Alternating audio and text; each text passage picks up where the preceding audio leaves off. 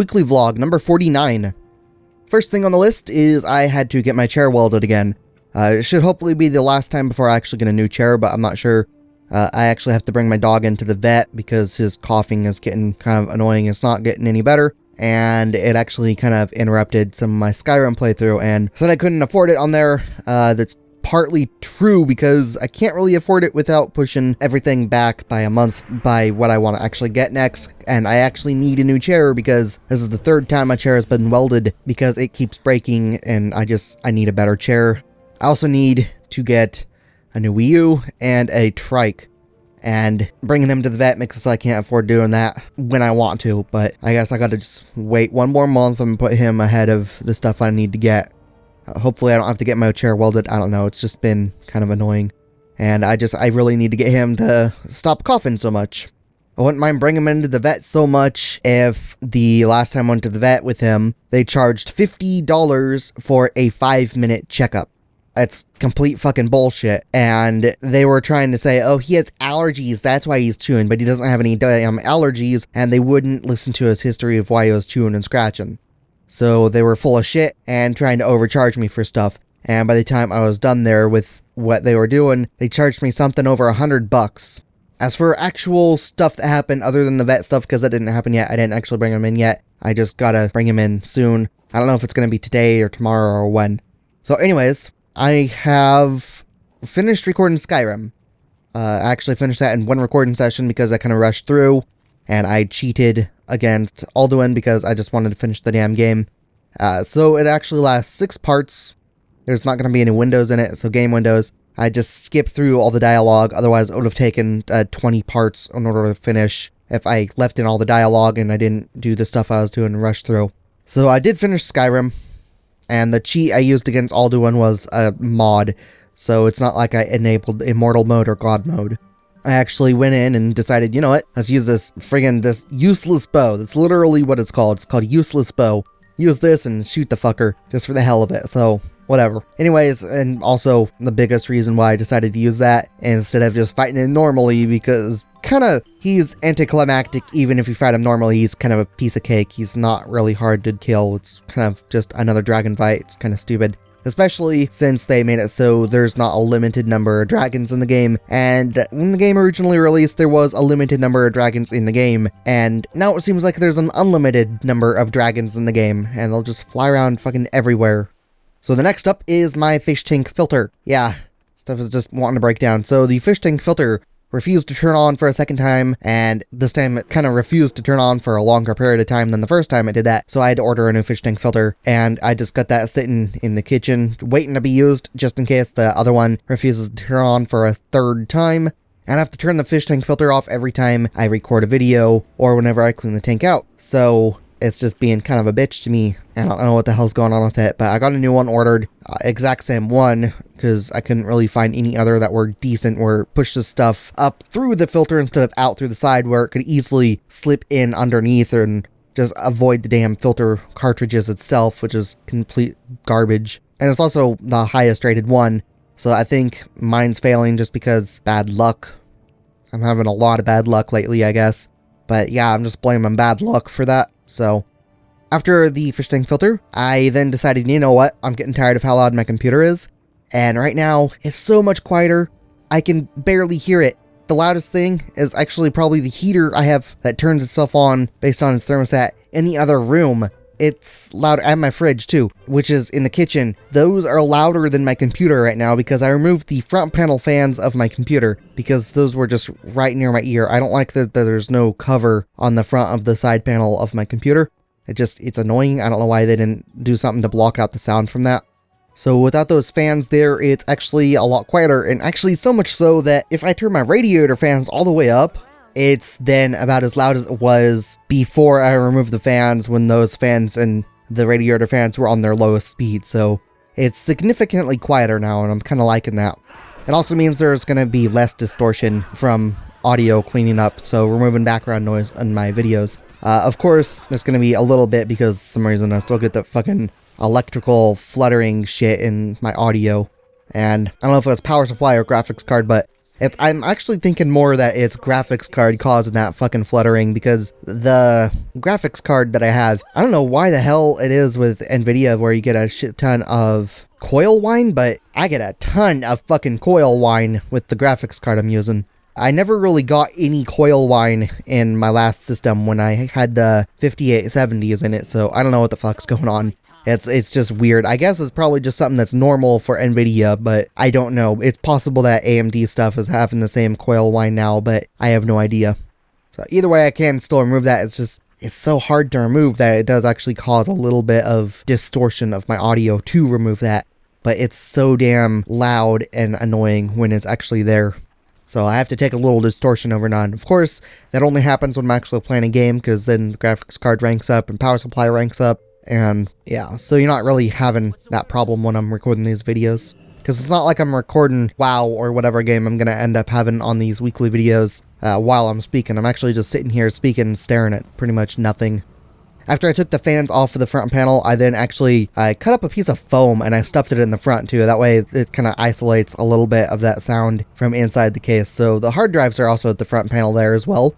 So that foam, it just blocks a lot of the sound from exiting the case, which is actually kind of helpful. That's a huge reason why it's so much quieter. And it's not like I really need those fans there anyways, because I'm using water cooling on a graphics card and CPU. And it's not like my motherboard is getting all hot, and it's not like my RAM's going to be getting hot. And the hard drives, they're fine. There's nothing wrong with those.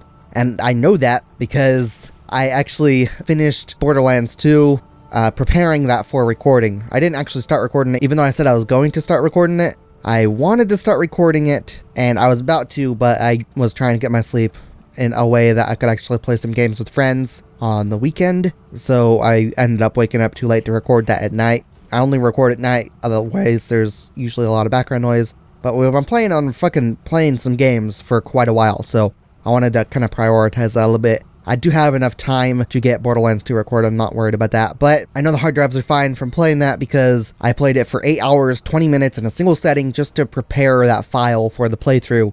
Yes, that is the longest time I ever played that game in a single sitting ever. And yes, that is a long time to play the damn game, and no, I did not have a single problem with the game. There were a few areas where there's stutter, where it was kind of this pause jump stutter, which is kind of odd. It's probably the game itself that was doing that, or I don't know what the hell caused that. It was a little weird, but that was the only issue. There was nothing else that was actually going on with the system. There's just regular stutter from PhysX jumping around the screen, of course. PhysX just kind of is a bitch to process though, and it's possible that that jump stutter thing was also caused by PhysX. Either way, there wasn't any problems when I was going through that, and that was very, very long fucking test of that game, so I don't think there's going to be any more problems with my computer. As I mentioned before, I'm certain that all computer problems are taken care of. And I also ordered a new Xbox 360 controller. I looked at an Xbox One controller, and I kind of complained about this on Twitter. I looked at an Xbox One controller, I was thinking, okay, maybe I'll get a wired Xbox One controller just to try and replace stuff, just to see, you know, maybe for whatever reason the 360 controller won't be supported on newer games, even though it uses the same sort of hardware design, architecture, coding, and stuff as the Xbox One controller does, and I think also PS3, PS4. There's a certain type, I don't remember what the hell it is. They use a certain type, there's X input and something else, I don't remember.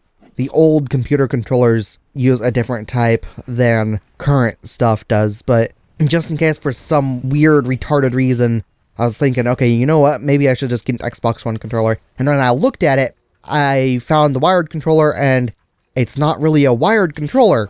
I looked at it, and I was like, what the fuck is this shit? So all it is you take a regular Xbox One controller, and it's got a USB port on the front. Yeah, USB. You heard that right. I said it's got a USB port on the front. You know where I'm going with this. So you take this fucking double-end USB extension cord, basically. You plug one end into the controller, you plug the other into the computer. And that is a very, very, very bad design for a controller, because that USB is going to move around and get wobbled a ton. USB is not meant to be moved around and fucking messed with while it's plugged in. That will weaken the USB socket and eventually break it the fuck off. On top of that, USB is kind of bulky to have on a controller. It's not micro. Micro would actually make it be worse. Then people would actually say, oh, hey, this is breaking, instead of fucking voting it really well in fucking Amazon. And I don't know, people, I guess people don't realize that they can use an Xbox 360 controller still. Of course, yeah, Xbox 360 controller has a shitty D-pad. It doesn't look like the Xbox One controller's D-pad is too much better. It's probably a little better, but the rest of it, I mean, the longer joysticks kind of reminds me of the shit control of the Wii U Pro controller. I do like they changed the edges of the joysticks, though.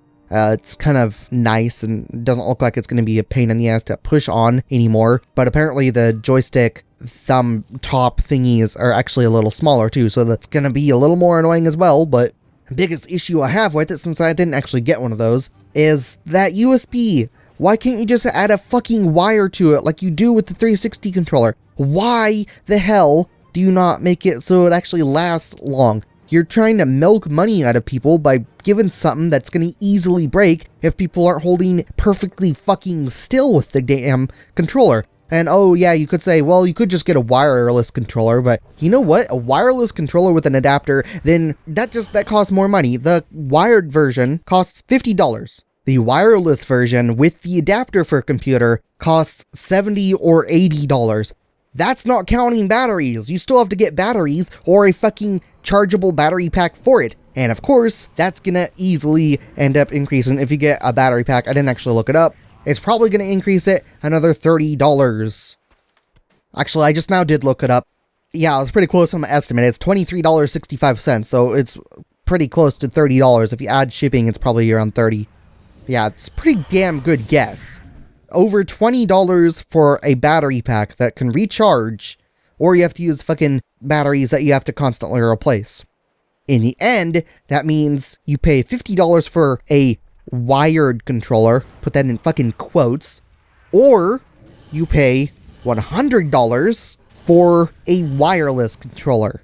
And that wireless controller is still going to actually have to be using a wire because it's going to be charged, so you got to plug a fucking USB cable into it regardless. Of course, it's not going to be all the time, but that's just complete bullshit why they do that. I don't know what the hell their problem is.